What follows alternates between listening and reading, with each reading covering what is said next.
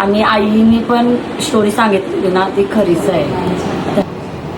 कुठला रस्ता कुठली वळण कसला अंधार कसल्या भिंती कसलं घरट कसला हा संसार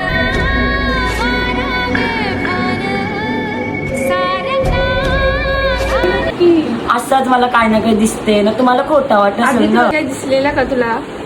असं नाही ना झालं. तुमच्या घरी काय असं होतं का? नाही, काहीच नाही. इतकं वर्ष झालं. माझ्यासोबत का घडलंय मला त्याच नाही कळलं ना. मला खोटं वाटत असेल ना तर मी तुम्हाला दाखवते हे असं का झालं माझ्यासोबत. सेम परचाई मला तिथं दिसलेली. आपण आलतो ना तिथं दिसलेली.